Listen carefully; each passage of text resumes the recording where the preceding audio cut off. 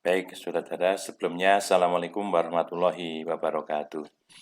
Hari ini kita akan melanjutkan materi kedua, perpajakan 1, yaitu tentang ketentuan umum pajak. Ya, ketentuan umum pajak itu diatur di dalam Undang-Undang Nomor 16 Tahun 2009. Nah, khusus hari ini kita akan membahas kewajiban wajib pajak untuk mendaftarkan diri, mendapatkan identitas wajib pajak yang disebut dengan NPWP, ya, nomor pokok wajib pajak, kemudian pengukuhan NPPKP, pengukuhan PKP, jadi nomor pengukuhan PKP. Kemudian yang kedua, kewajiban pembayaran pajak menggunakan SSP atau SSE. Dan yang ketiga, kewajiban pelaporan pajak atau SPT. Baik, kita akan memulai dengan bagaimana posisi Undang-Undang KUP. Di materi sebelumnya kita sampaikan bahwa di Indonesia itu banyak undang-undang tentang perpajakan ya, yang terkait dengan pelaksanaan perpajakan, yaitu Undang-Undang Pajak Penghasilan, Undang-Undang Pajak Pertambahan Nilai, Undang-Undang terkait dengan pajak pembibitan bangunan, dan pajak atas biaya materai, ya, dan Undang-Undang Pajak Daerah misalnya. Nah, lalu di mana posisi dari KUP? KUP, Undang-Undang KUP atau Ketentuan Umum Pajak ini menyatakan kedudukannya sebagai ketentuan umum bagi peraturan perundang-undangan perpajakan yang lain. Artinya, kalau di dalam undang-undang yang spesial atau khusus itu tidak ada yang mengatur secara spesifik, maka berlakulah ketentuan umum. Misalnya, istilah pajak.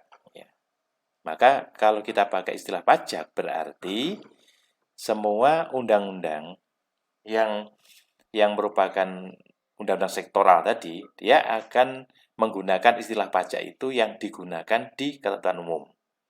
Kemudian sanksi perpajakan apabila wajib pajak tidak menyelenggarakan kewajiban perpajakan sesuai dengan undang-undang, itu juga akan mengacu pada ketentuan umum apabila di dalam ketentuan yang bersifat khusus di undang-undang itu atau sektoral itu tidak diatur. Dan demikian maka fungsi dari KUP ini sebagai payung terhadap undang-undang pajak yang sifatnya sektoral. Oke. Nah, kemudian secara spesifik di dalam undang-undang KUP itu terdiri dari kewajiban atau berisi kewajiban wajib pajak, kemudian juga hak wajib pajak, lalu kewajiban dan kewenangan dari petugas pajak atau Fiskes, kemudian sanksi-sanksi perpajakan apabila wajib pajak tidak menyelenggarakan ketentuan undang-undang pajak secara benar. Nah, kemudian kita identifikasi, nanti akan kita bahas lebih lanjut pada materi-materi sebelumnya, sesudahnya. Isi dari KUP, yang pertama adalah kewajiban wajib pajak terdiri dari kewajiban untuk mendaftarkan diri untuk memperoleh NPWP dan NPPKP. Yang kedua, mengambil sendiri, mengisi, dan memasukkan SPT tepat pada waktunya. Ya, kemudian yang ketiga, menghitung dan membayar sendiri pajak dengan benar. Yang keempat, menyelenggarakan pembukuan atau pencatatan.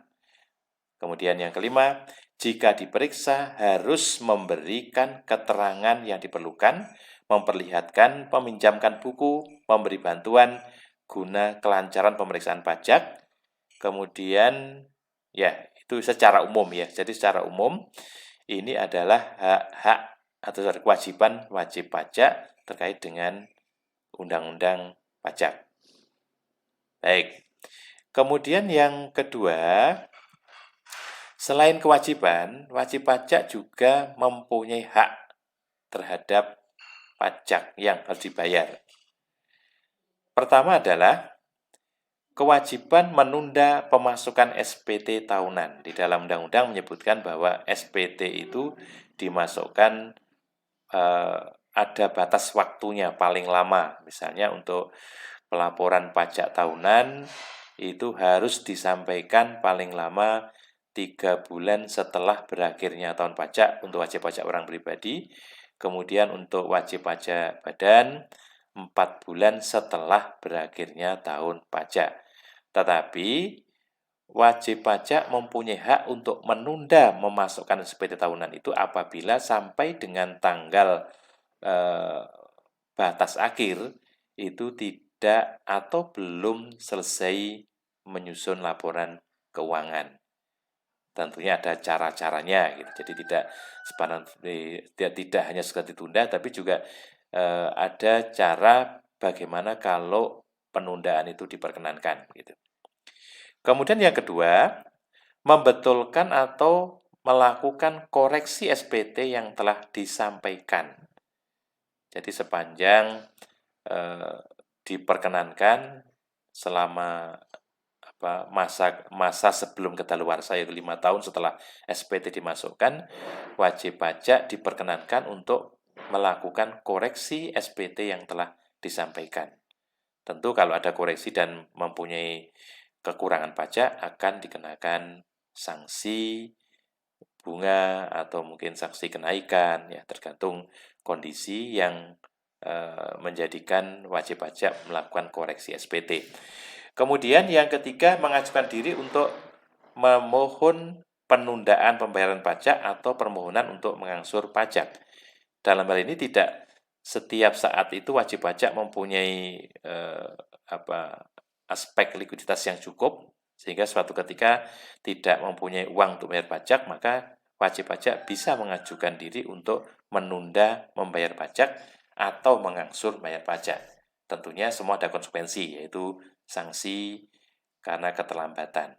Kemudian yang keempat, meminta kembali atau mengadakan restitusi terhadap kelebihan pembayaran pajak. Jadi apabila wajib pajak itu kelebihan bayar pajak, maka dia boleh mengadakan restitusi, ya, meminta kembali, atau mungkin kompensasi. Jadi kompensasi itu mengimbangkan dengan pajak yang lain, kewajiban pajak yang lain, atau kewajiban pajak tahun-tahun setelah tahun pajak yang bersangkutan. Kemudian yang kelima, mengajukan permohonan untuk dihapuskannya sanksi administrasi. Bisa jadi dihapuskan atau bahkan dikurangi begitu ya sanksinya ini. Kemudian yang keenam, mengajukan keberatan kepada Dirjen Pajak. Ini terjadi apabila dari hasil keputusan yang dibuat oleh kantor pajak atau Fiskes, wajib pajak tidak puas atau tidak sesuai dengan yang senyatanya menurut pandangan dari wajib pajak, sehingga wajib pajak bisa mengajukan keberatan kepada Dirjen Pajak terkait dengan kewajiban pajak. Kemudian yang ketujuh, mengajukan banding kepada Badan Peradilan Pajak. Jadi banding ke Badan Peradilan Pajak atau sekarang banding ke Pengadilan Pajak.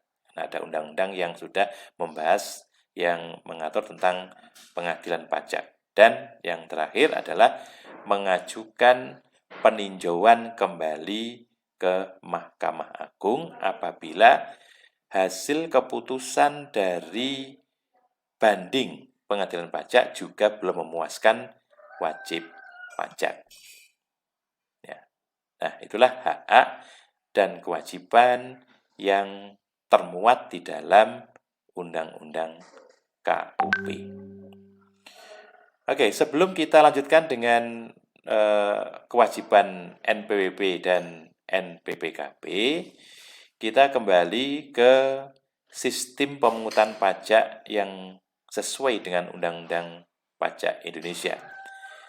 Sejak tahun 1984 ketika ada reformasi pajak pertama, bahwa sistem perpajakan yang dipakai di Indonesia untuk pajak penghasilan ya adalah self-assessment system. Apa yang dimaksud itu?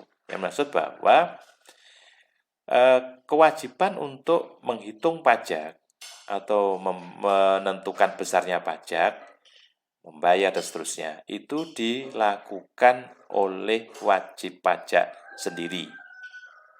Jadi dikenal hak kewajiban wajib pajak dalam self-assessment 4M. Jadi dikenal istilah 4M. Apa itu? M pertama, menghitung sendiri pajak yang terutang. Yang kedua, M kedua, menyetor. Menyetor sendiri kewajiban pajak yang harus dibayar. M yang ketiga adalah melapor. Melapor sendiri terkait dengan pajak yang telah disetor.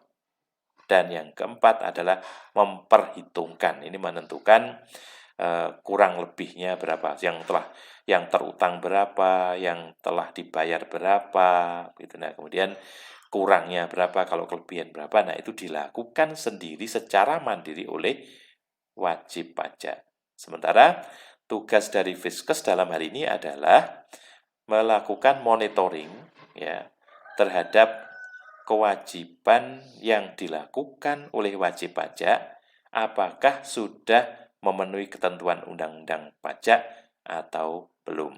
Apabila ditemukan wajib pajak belum membayar pajak sesuai dengan undang-undang, maka tentu akan dilakukan tindakan tertentu. Misalnya ada pemeriksaan pajak, bahkan kalau ada unsur pidana, maka akan ada penyidikan pajak. Begitu.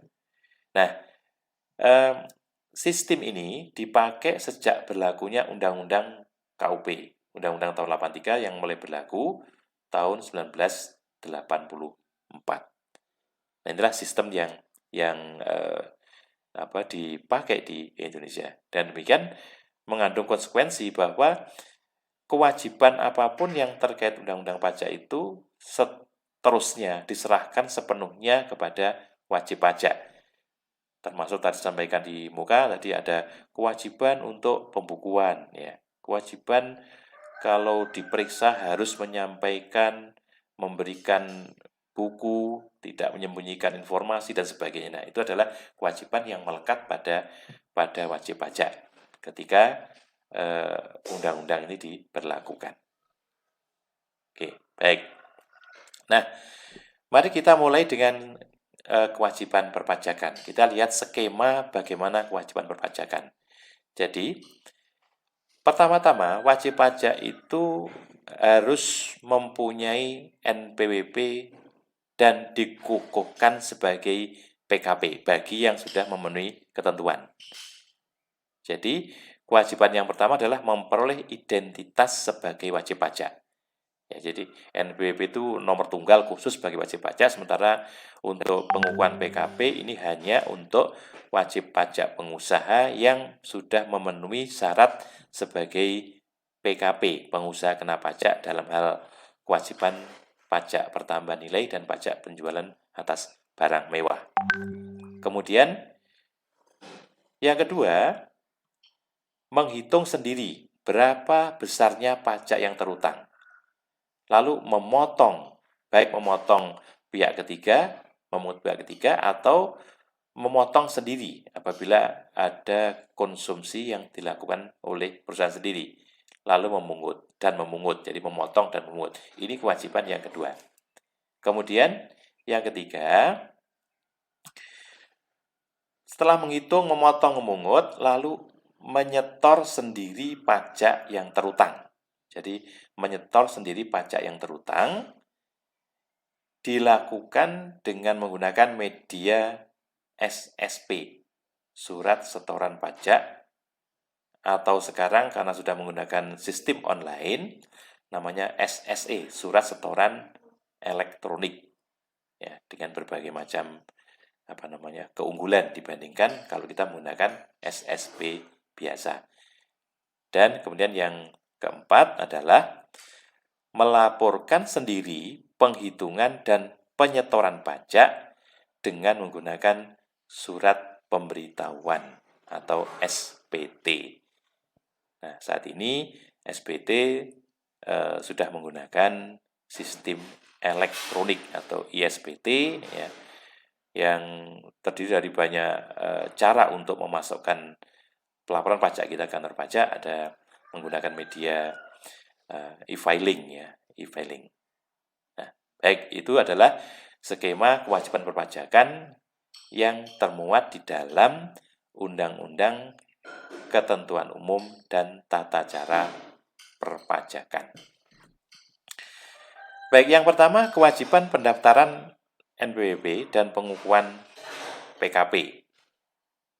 Jadi kalau ditanya apa itu NPWP, nah secara umum saudara bisa lihat ini gambar ini. Ini adalah nomor wajib pajak, nomor pokok wajib pajak. Misalnya ini CV Sai Mitra Sejati, ini nomor pajaknya ya. Nomornya adalah 0299547500500. Nah, nanti kita lihat di belakang apa sih maksudnya begitu. 000 itu ya. Baik. Nah, NPWP dan NPPKB itu wajib dimiliki oleh wajib pajak. Ya, wajib pajak. Kalau dia bukan pengusaha, maka wajib pajak bukan pengusaha itu hanya diwajibkan untuk mendapatkan identitas tunggal, yaitu nomor pokok wajib pajak. Namun kalau wajib pajak itu pengusaha, ya, pengusaha ada perdagangan, usaha pabrikasi, usaha jasa dan sebagainya, selain harus memperoleh NPWP, wajib pajak tertentu harus dikukuhkan sebagai PKP atau harus mendapatkan nomor pengukuhan PKP, nomor pengukuhan pengusaha kena pajak. Walaupun tidak semuanya ya. Kenapa? Karena ini hanya yang memenuhi ketentuan saja. Ya. Baik. Nah, siapa yang wajib mendaftarkan diri untuk mendapat NPWP? Apabila dia orang pribadi, adalah orang yang menjalankan usaha dan pekerjaan bebas.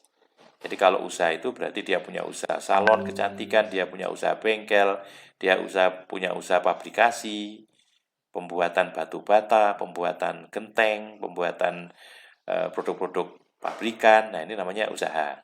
Sementara kalau pekerjaan bebas ini adalah pekerjaan yang secara mandiri dilakukan oleh wajib pajak orang pribadi ini yang tidak terkait dengan hubungan atasan bawahan atau majikan begitu. Jadi secara mandiri dia menggunakan kemampuan profesionalnya untuk memberikan jasa kepada pihak lain, dan dari situ dia akan mendapatkan imbalan atau fee atau honor. Contoh misalnya notaris, akuntan gitu ya, penasihat hukum. Nah, itu dianggap sebagai pekerjaan bebas. Kemudian tidak menjalankan usaha tetapi penghasilannya lebih dari PTKP. PTKP itu penghasilan tidak kena pajak. Nah, saat ini PTKP yang berlaku di undang-undang untuk wajib pajak orang pribadi adalah 54 juta setahun atau 4.500.000 sebulan. Artinya kalau seseorang itu sebagai pegawai dan hasilnya di bawah 4,5 juta sebulan, maka dia bukan wajib pajak. Artinya dia tidak perlu mendapatkan NPWP. Kemudian yang ketiga, wanita yang kawin pisah harta. Nah, ini juga harus memiliki NPWP tersendiri. Tetapi kalau wanita tidak pisah harta, maka NPWP-nya bisa menggunakan NPWP milik suaminya, kemudian di angka terakhir diberi kode, ya, kode khusus. Lalu yang kedua badan. Badan itu kumpulan 2 orang atau lebih yang potensi untuk menerima penghasilan dan terkena pajak. Ini badan. Dan yang ketiga, orang pribadi dan badan sebagai pemungut atau pemotong pajak. Jadi di dalam undang-undang ada kewajiban yang melekat pada undang-undang kepada wajib pajak tertentu yang melakukan pembayaran kepada pihak lain, maka dia harus diperlakukan sebagai wajib pajak. Termasuk bendaharawan pemerintah, bendahara. Jadi orang yang dituduh sebagai bendahara itu dianggap sebagai wajib pajak OP ini. OP pemotong atau pemungut pajak. Baik. Nah, apa fungsi dari NPWP dan PPKP, NPPKP? Sesuai dengan pasal 2 ayat 1 dan ayat 2 Undang-Undang KUP, NPWP itu berfungsi sebagai tanda pengenal diri atau identitas wajib pajak sebagai sarana dalam administrasi perpajakan. Jadi ketika kita akan melakukan transaksi atau kewajiban perpajakan kita, bahkan untuk mendapatkan hak-hak kita terhadap pajak itu, maka satu-satunya tanda yang bisa digunakan untuk kepentingan tersebut adalah nomor pokok wajib pajak. Kemudian yang kedua, dalam melaksanakan hak dan kewajiban perpajakan atau dalam hal ketika melakukan atau mendapatkan pelayanan dari instansi tertentu. Jadi baik pelayanan secara online maupun offline itu pasti akan ditanya nomor pajaknya berapa, kartu pajaknya mana, dan sebagainya. Nah, ini adalah fungsi NPWP dan NPPKP terkait dengan kewajiban wajib pajak. Baik, tadi di Mukat katakan bahwa pengusaha itu bisa dianggap sebagai pengusaha kena pajak. Maka dia akan mendapatkan 2 identitas. Satu identitas sebagai wajib pajak tunggal, yang kedua dianggap sebagai wajib pajak PKP. Siapa itu? Pengusaha. Pengusaha itu bisa orang pribadi atau badan yang dalam kegiatan usahanya atau pekerjaannya itu menghasilkan barang, mengimpor barang, mengekspor barang, melakukan usaha perdagangan, melakukan usaha jasa, memanfaatkan barang tidak berwujud dari luar daerah pabean. Misalnya seorang pengusaha di Batam misalnya, dia menggunakan merek dagang atau pabrik yang tempat kedudukannya itu di Singapura atau Malaysia dengan nama yang sama, ya didirikan di daerah Batam. Maka dalam hal ini pengusaha di Batam itu telah memasukkan merek dagang asing dari luar negeri ke dalam daerah pabean di Indonesia. Nah, merek dagang itulah yang disebut dengan apa? Barang tidak berwujud. Kemudian memanfaatkan jasa dari luar daerah pabean, juga sama ini. Jasa apa? Jasa konsultan misalnya, ya. Jasa-jasa lainnya terkait dengan kegiatan perusahaan itu ya, yang dilakukan oleh orang luar Indonesia ke dalam daerah pabean di Indonesia.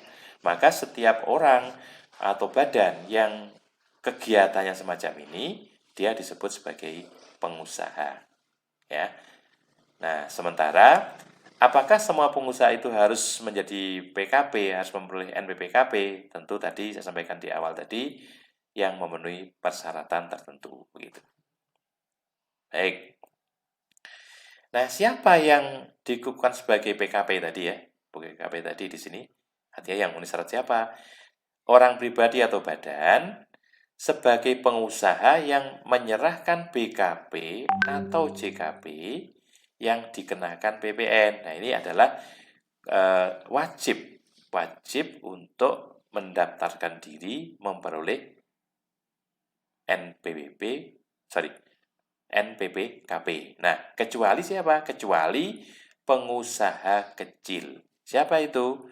Pengusaha tadi yang di muka tadi, omsetnya kurang dari 4,8 miliar per tahun. Maka dia tidak mempunyai kewajiban untuk mendapatkan nomor pengukuhan pengusaha kena pajak. Atau yang kedua, tidak ingin dikukuhkan sebagai PKP. Artinya begini, apabila pengusaha itu mempunyai omset masih di bawah 4,8 miliar, dengan alasan tertentu, maka dia minta dikukuhkan sebagai PKP. Nah, maka apabila dia memenuhi ketentuan itu, penghasilannya memang tidak lebih dari 4,8 miliar, tapi dikukuhkan sebagai PKP, maka dia dianggap sebagai PKP. Itu namanya PMPKP, jadi pengusaha yang memilih menjadi PKP, walaupun sebetulnya belum seharusnya mendapatkan NPWKP. Oke, baik. Kemudian bagaimana kita mendaftar? Di mana kita mendaftar untuk memperoleh NPWP? Nah, kalau dia wajib pajak orang pribadi ini ya, memperoleh NPWP-nya melalui KPP, Kantor Pelayanan Pajak. Ya. Kemudian, kalau orang pribadi tidak punya usaha, maka di tempat tinggal. Jadi tempat tinggal di mana dia berada. Kalau misalnya saudara tinggal di kota Jogja, maka nanti akan mendapatkan NPWP di tempat tinggal. Ya, tempat tinggal. Kemudian, kalau orang pribadi, pengusaha tertentu, maka dia bisa mendapatkan NPWP di tempat tinggal dan tempat kegiatan usaha. Jadi, dia bisa memilih tempat tinggal atau tempat kegiatan usaha. Sementara untuk wajib pajak badan, dia harus mendapatkan NPWP di tempat kedudukan di mana usaha itu berada. Jadi tidak tergantung pada tempat tinggalnya, tetapi tergantung pada di mana usaha itu dilakukan. Misalnya 2 orang sepakat untuk mendirikan usaha, satu di kota Jogja, satunya di Jakarta, gitu kan? Tapi usahanya di Sleman. Ya, maka untuk mendapatkan NPWP badan harus ke KPP Sleman, bukan kota Jogja atau Jakarta. Jadi tidak tempat tinggal, tapi tempat kedudukan dari usaha yang didirikan. Nah, untuk beberapa tipe pengusaha tertentu, ini tidak saya bahas detail, nanti silakan dibaca sendiri. Ada istilah wajib pajak besar. Ya, wajib pajak besar nanti daftarnya tidak di KPP, tapi di KPP wajib pajak besar 1, 2, 3, dan 4. Ini ya. Silakan nanti dibaca sendiri, saya tidak jelaskan ini.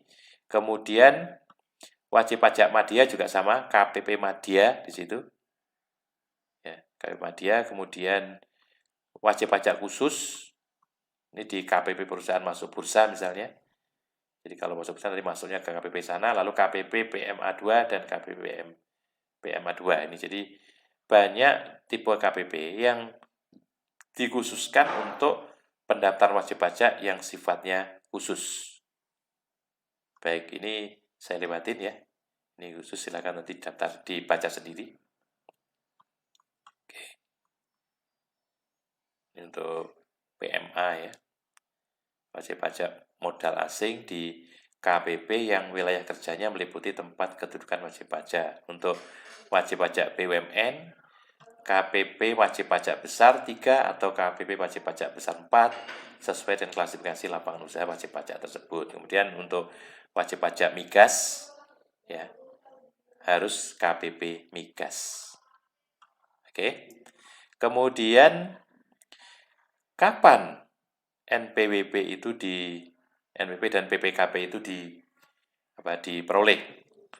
Nah, untuk NPWP Apabila dia wajib pajak badan, paling lama harus mendaftarkan diri untuk menerima NPWP itu 1 bulan setelah saat pendirian secara resmi.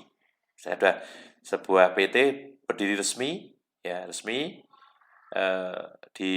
dengan akte pendirian di notaris, maka dalam waktu 1 bulan maka wajib harus mendapatkan NPWP. Dan itu wajib dan itu diperlukan. Kenapa? Karena berbagai macam bentuk izin perizinan macam-macam nanti harus melampirkan nomor NPWP. Kemudian untuk wajib pajak pengusaha atau usahawan, paling lambat 1 bulan setelah saat usaha nyata-nyata mulai dilakukan. Ya. Jadi sudah ada usaha 1 bulan mulai jalan begitu ya, maka 1 bulan setelah usaha jalan itu wajib segera untuk mendaftarkan diri mendapatkan NPWP. Sementara untuk wajib pajak orang pribadi yang bukan pengusaha atau wajib pajak pribadi pegawai gitu ya, paling lama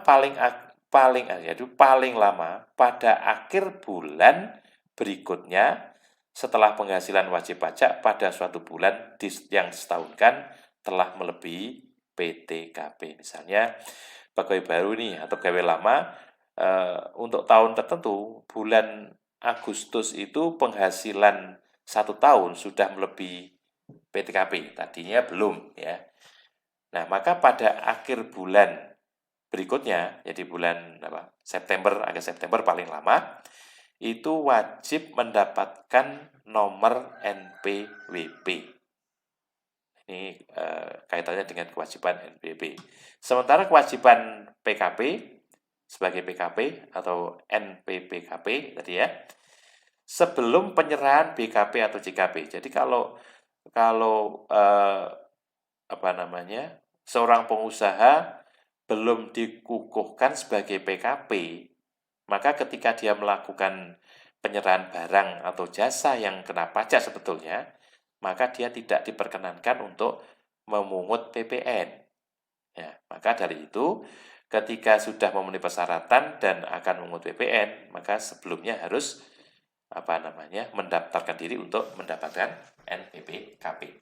Kemudian paling lama akhir bulan berikutnya setelah sampai dengan suatu masa dalam tahun buku, nilai peredaran usaha melebihi batasan pengusaha kecil. Ya. Saya sampaikan bahwa pengusaha kecil adalah pengusaha yang omsetnya kurang dari 4,8 miliar. Artinya kalau dalam 1 tahun omsetnya masih di bawah 4,8 miliar, maka dia tidak punya kewajiban untuk mendapatkan NPPKP. Tetapi ketika 1 bulan masa tertentu sudah mendekati atau hampir mencapai 4,8 miliar setahun, maka harus mendapatkan pengukuhan sebagai PKP, yaitu pada akhir bulan berikutnya. Ya. Setelah masa dalam satu masa pajak itu peredaran sudah melebihi batasan pengusaha kecil. Kemudian syarat-syarat yang dipakai untuk mendapatkan NPWP atau PPKP, wajib pajak orang pribadi, ini PP pribadi ya. Tentu ada syarat tertentu ya. Nanti silahkan dibaca sendiri. Saya kira ini. Saya wajib pajak orang pribadi kalau dia pengusaha tentu akan mengisi formulir ya, formulir sendiri kuasa atau kuasa khusus formulir pendaftaran ini kalau ditangani oleh pihak lain. Jadi baik usahawan atau non usahawan semuanya harus mengisi formulir terlebih dahulu. Dilampiri dengan berbagai macam lampiran. Misalnya fotokopi, KTP, paspor, kitas, kitab gitu ya. Dokumen izin kegiatan usaha dan sebagainya. Dari sini harus lengkap ya. Kemudian dilampiri fotokopi KTP atau paspor, kitas, kitab ya. Surat keterangan domisili dari instansi yang berwenang sekurang-kurangnya lurah, kepala desa bagi warga negara asing. Jadi orang asing yang ke Indonesia lebih dari 183 hari dalam waktu 1 tahun, maka dia wajib mendapatkan NPWP, tentu akan diperkenankan diwajibkan untuk mendapatkan NPWP dengan berbagai macam syarat. Salah satunya adalah surat keterangan domisili. Kemudian untuk SKT dan kartu NPWP paling lama pada hari kerja berikutnya. Untuk SPP KP paling lama 3 hari kerja. Artinya ketika kita sudah daftar nanti ya, maka paling lama akan mendapatkan SKT itu besoknya setelah daftar. SKT surat keterangan terdaftar ya. Ini sebelum kita dapat nomor kartu, ada SKT terlebih dahulu gitu ya. Itu paling lama 1 hari berikutnya. Cepat sekali kalau mencari NPWP. Ya, yang susah kalau membatalkan NPWP itu yang agak susah ya. Tapi kalau mencarinya cukup mudah. Baik. Kemudian apabila formulir ditandatangani oleh kuasa, ya. Ini dokumen yang disyaratkan sebagai kelengkapan untuk badan, ya ini badan tadi, dia kan orang pribadi, ini badan. Sama saya kira mengisi formulir, kemudian kalau badan berarti kan ada akte pendirian atau dokumen pendirian atau penunjukan dari kantor pusat bagi PUT, untuk PUT ya, bentuk usaha tetap. Kemudian NPWP seorang pengurus, paspor, surat keterangan tempat tinggal dari Pemda sekurang-kurangnya lurah atau kepala desa jika penanggung jawab adalah WNA. Ini kalau WNA ya. Lalu dokumen izin usaha kegiatan dari Pemda sekurang-kurangnya lurah atau kepala desa. Jadi mirip dengan wajib pajak pribadi pengusaha tadi, mirip, bedanya hanya kata di pribadi, ini badan. Ya, baik. Kemudian beberapa hal yang lain, syarat-syarat yang lain nanti dipersilahkan untuk dipahami sendiri, dibaca sendiri. Misalnya dokumen yang disyaratkan sebagai kelengkapan permohonan pendaftaran NPWP bagi joint operation, usaha bersama. Jadi 2 orang atau lebih, 2 badan berlebih melakukan kerjasama, maka dia akan wajib mendapatkan NPWP tersendiri, ya, namanya KSO ya. Kerjasama operasi atau joint operation. Kemudian bagi bendahara, jadi seorang pegawai yang ditunjuk sebagai bendaharaan pemerintah, ya, yang dia akan membayar setiap pembelian, pengadaan dan sebagainya, maka bendahara ini harus ditunjuk sebagai wajib pajak. Maka harus memperoleh NPWP. Ya. Jadi dia akan secara pribadi dia punya NPWP, tapi sebagai bendahara dia juga punya NPWP bendahara. Oke, syaratnya ini. Penunjukan bendahara, lalu yang kedua adalah KTP. Kemudian dokumen yang disyaratkan sebagai kelengkapan permohonan pendaftaran NPWP wajib pajak cabang dan wajib pajak UPPT. Jadi di sini apabila sebuah perusahaan di suatu daerah, misalnya kantor pusatnya di Jakarta, berarti pendaftaran NPWP yang utama di Jakarta. Apabila dia buka cabang di Jogja misalnya, maka cabang di Jogja itu juga harus mendapatkan NPWP. Ya. Tapi NPWP-nya adalah NPWP kantor pusat, tetapi nomornya itu ada yang berbeda. Ya. Misalnya nomor yang terkait dengan status dari nomor kantor pajaknya itu berbeda. Ya. Nah, maka dalam hal wajib pajak status cabang ini tentu tetap ngisi formulir ya. Nah, lampirannya apa? Ini kartu NPWP pusat atau induk, karena nanti sama nomornya. Yang bedakan hanya 3 angka plus 1 angka belakang ya. Surat keterangan sebagai cabang dan dokumen izin dari instansi berwenang atau surat keterangan tempat kegiatan usaha atau pekerjaan bebas dari Pemda sekurang-kurangnya lurah atau kepala desa. Baik.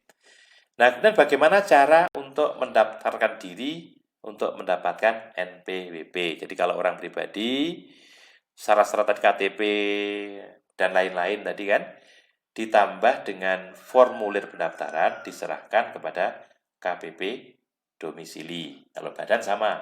Kalau badan, akte KTP pengurus dari form pendaftaran serahkan pada KPP domisili. Kemudian KPP akan menerbitkan SKT dan kartu NPWP. SKT tadi apa? Surat keterangan terdaftar bahwa wajib pajak ini sudah terdaftar sebagai wajib pajak. Nanti akan diberikan nomor kartu NPWP. Nah, pada beberapa kepentingan SKT penting ya. Ini tidak berarti setelah diterima dibuang, tidak. Ini penting. Baik. Nah, seperti apa tuh struktur NPWP? Coba Anda perhatikan ini strukturnya ini. Jadi NPWP itu nomornya itu terdiri dari 15 digit. Jadi kalau di dua nomor pertama adalah jenis wajib pajak, jenisnya ini. Bisa wajib pajak OP maupun wajib pajak badan atau wajib pajak bendaharawan. Nah, ini di sini tempatnya. Kemudian 6 angka berikutnya ini adalah nomor wajib pajaknya. Dan 0 ini angka berikutnya adalah search checking digit. Lalu 005 berikutnya adalah kode KPP. Inilah nanti yang berbeda. Ini antara satu dengan kantor pusat dengan kantor cabangnya mesti beda. Ini nomor di Jogja dengan di Sleman beda. Sleman dengan di Kulon Progo beda. Ya, Solo beda lagi di sini. Ini nomor KPP. Kemudian ini status wajib pajak. Ini status wajib pajak. Statusnya apa? 00. Kalau induk 000 gitu ya. Kalau cabang 001, 02, gitu. 03, 030 tergantung cabang yang ada di mana saja begitu. Oke. Nah, kemudian kembali ke kode jenis wajib pajak tadi ini. Biasanya 0,01 sampai 03 ini adalah wajib pajak badan. Ini ya. 01 wajib badan. Kemudian 04 sampai 09 wajib pajak orang pribadi, sementara 00 ini kalau 00 berarti bendaharawan. Nah, cuma karena sekarang sudah begitu banyak wajib pajak, nomornya sudah sampai 68, 78 dan sebagainya di sini. Ini yang awalnya dulu menggunakan konsep ini.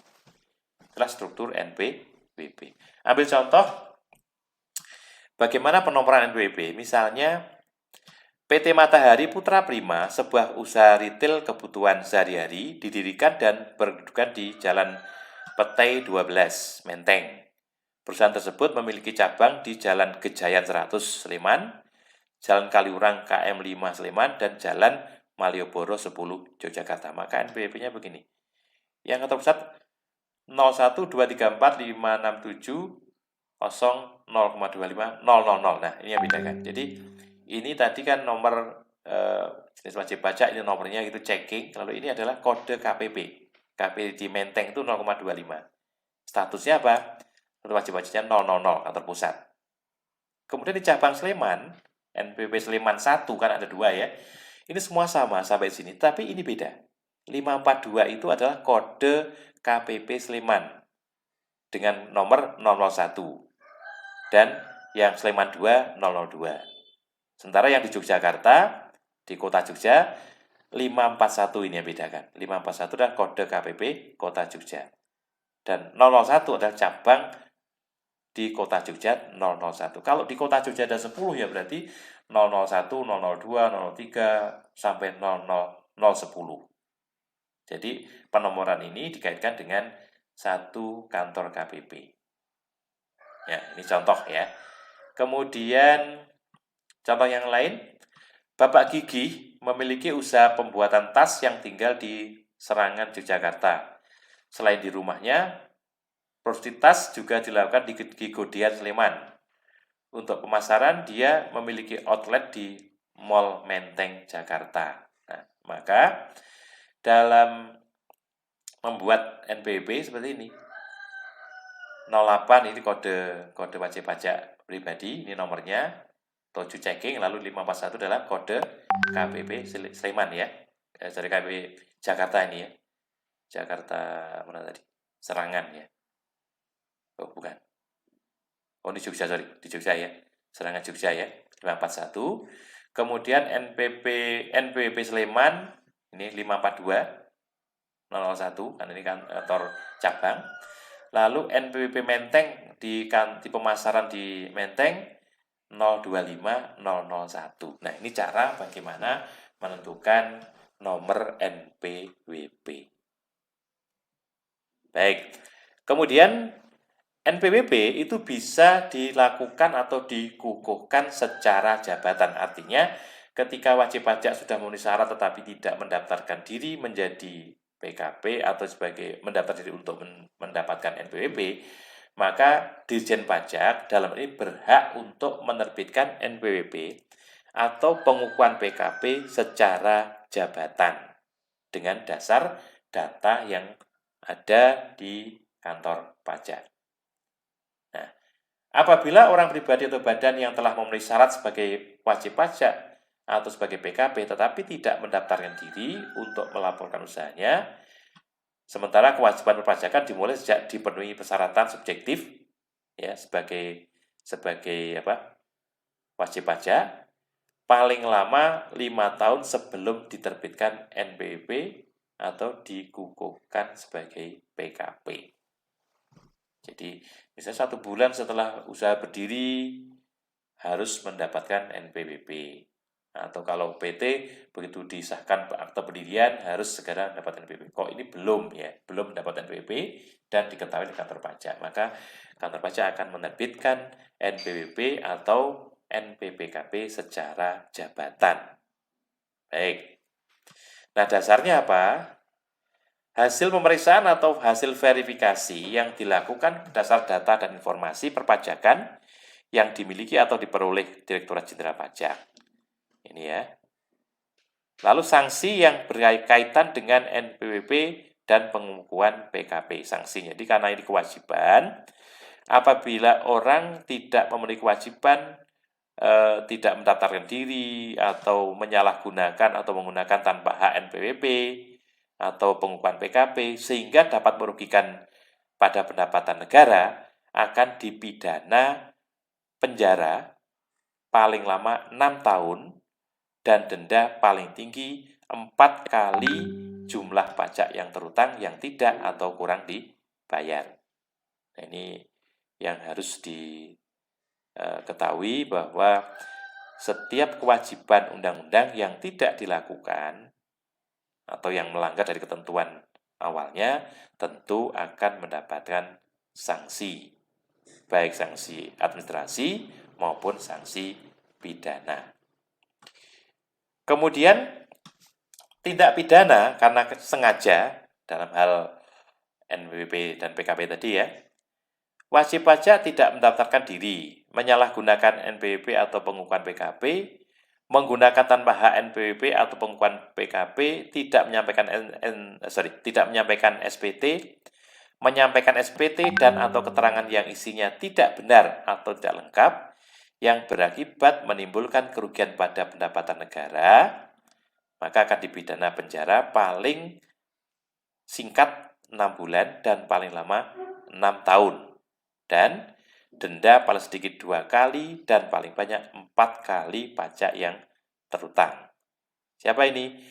Berlaku juga bagi wakil kuasa pegawai wajib pajak yang menyuruh, turut serta, menganjurkan, membantu melakukan tindak pidana perpajakan. Ini pasal 43 ayat 1. Jadi tidak sekedar hanya wajib pajak, tapi orang-orang yang menjadi wakilnya, yang menjadi termasuk konsultannya kalau misalnya dia menyarankan untuk tidak bayar pajak atau menyalahi dengan sengaja terkait dengan kewajiban perpajakannya, tentu akan dikenakan sanksi. Oke. Kemudian tindak pidana karena percobaan. Ya, kalau percobaan berarti menyalahgunakan atau menggunakan hak tanpa hak NPWP atau PPKP, menyampaikan SPT dan atau keterangan yang isinya tidak benar atau tidak lengkap dalam rangka pengajuan permohonan restitusi atau kompensasi pajak. Ini dulu banyak dilakukan ya, sekarang nggak susah ya, kecuali ada kerjasama di dalam itu. Jadi permohonan restitusi tidak lebih bayar tapi minta restitusi, bisa gitu kan. Nah, ini berarti kan percobaan ya, bidang percobaan. Maka sanksinya apa? Penjara paling singkat 6 bulan, paling lama 2 tahun, denda paling sedikit 2 kali dan paling banyak 4 kali jumlah restitusi yang dimohon dan atau kompensasi yang dilakukan oleh wajib pajak. Jadi intinya dalam konteks NPWP dan NPWP itu, kalau dia melakukan tindakan-tindakan yang tidak sesuai dengan undang-undang, bahkan dianggap sebagai pidana, maka tentu akan mendapatkan hukuman. Oke, baik. Nah, kemudian NPPKP atau NPWP itu sebenarnya bisa dibatalkan, dicabut ya. Jadi misalnya ini, pencabutan NPPKP. Misalnya, kenapa dicabut? Karena pengusaha kena pajak pindah ke KPP lain. Misalnya, tadinya dia usaha di kota Jogja, kemudian pindah ke Solo. Nah, otomatis status sebagai pengusaha kena pajak dianggap sudah hilang dan harus dicabut. Kemudian, pengusaha kena pajak bubar, cabut. Pengusaha kena pajak tidak memenuhi syarat lagi sebagai PKP, cabut ya. Pengusaha kena pajak yang jumlah peredaran dalam 1 tahun pajak tidak melebihi batasan pengusaha kecil PPN dan ketentuan mengajukan permohonan pencabutan PKP. Diajukan setelah lewat jangka waktu 3 bulan setelah akhir tahun pajak. Nah, dalam ini nanti KPP akan memberikan keputusan paling lama 3 bulan sejak permohonan diterima.